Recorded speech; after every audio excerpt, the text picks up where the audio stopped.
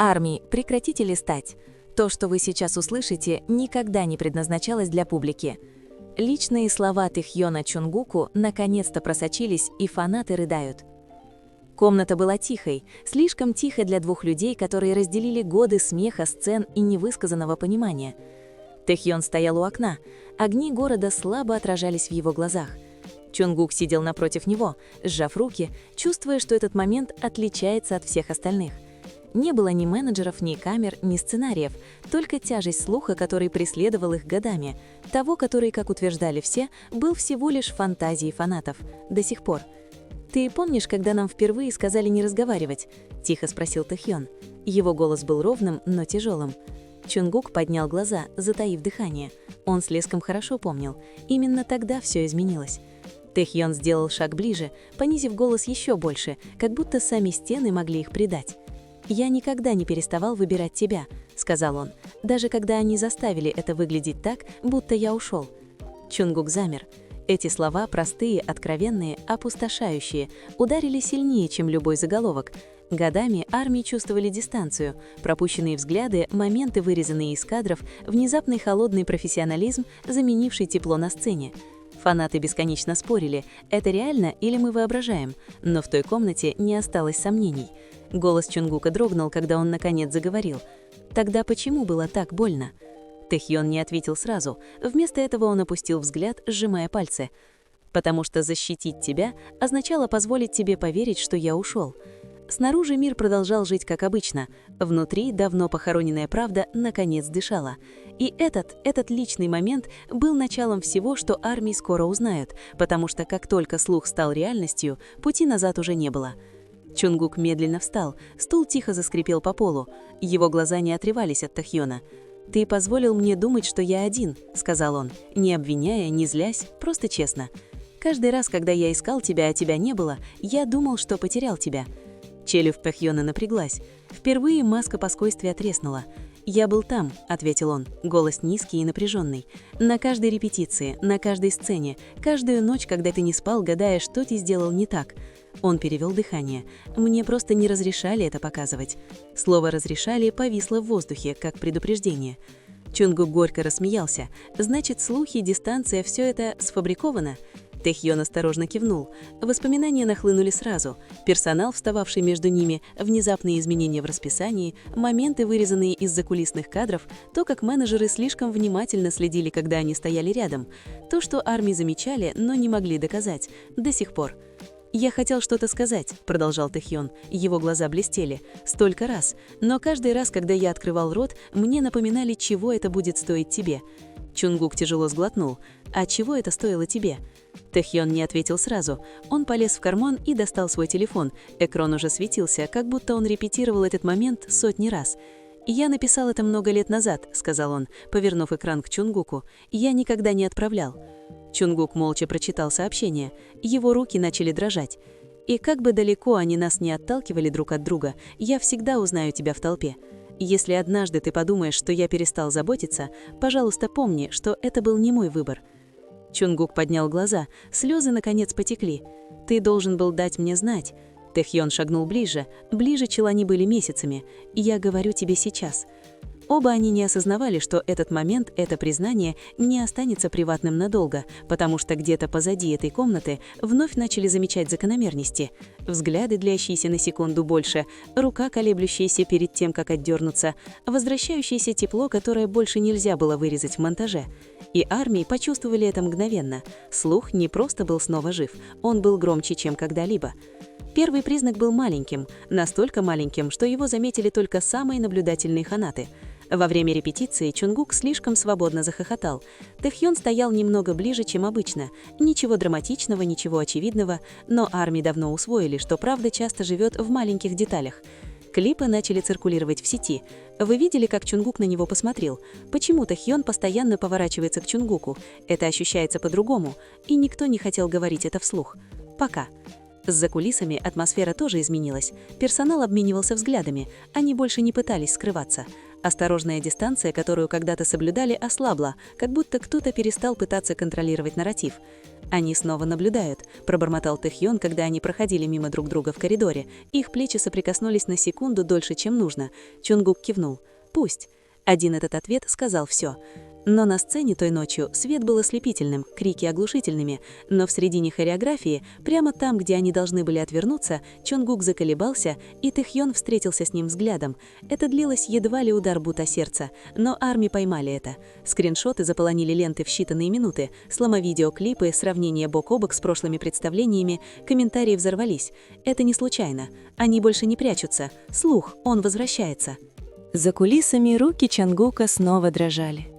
На этот раз не от страха, а от облегчения. «Я не отвел взгляд», — тихо сказал он. Тэйхён улыбнулся, мягко и устало. «Я видел».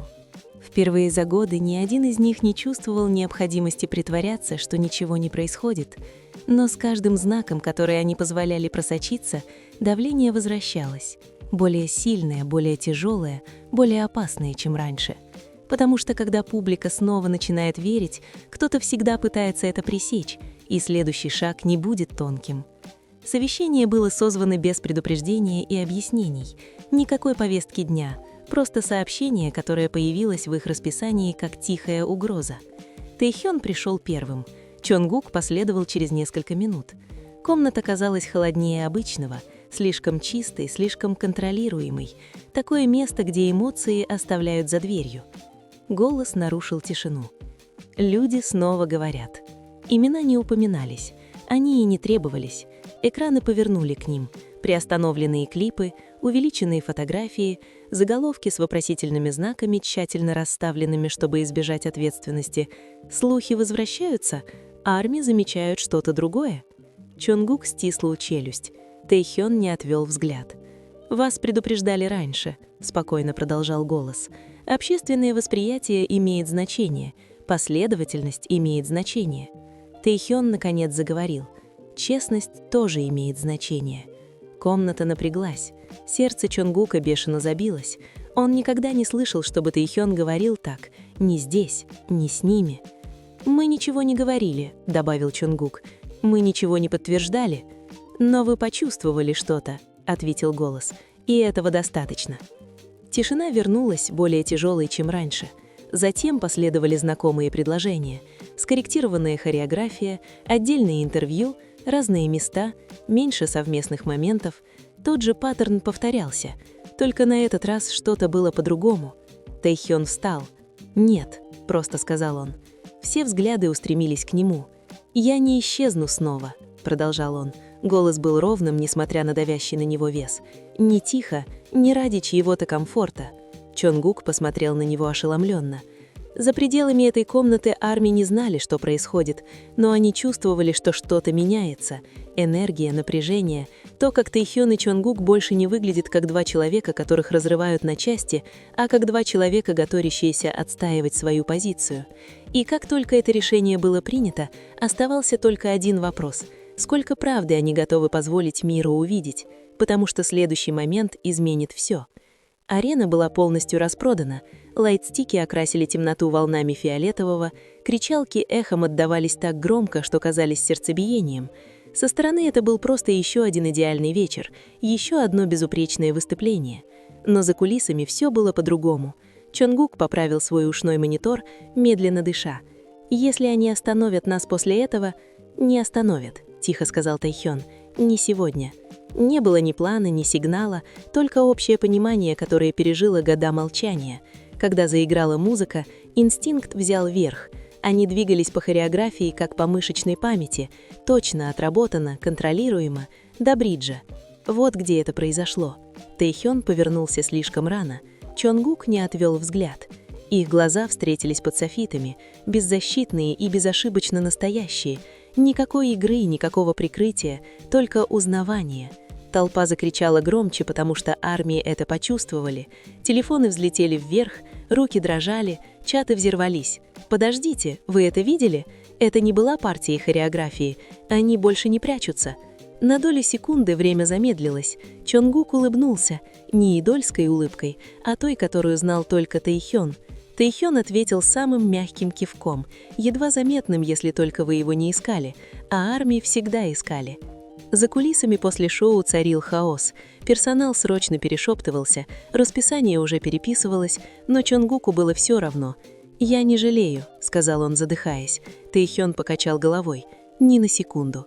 Один этот взгляд, запечатленный, воспроизведенный, проанализированный, распространился по интернету за считанные часы, замедленный, увеличенный, сравниваемый с каждым моментом, который они когда-либо разделяли.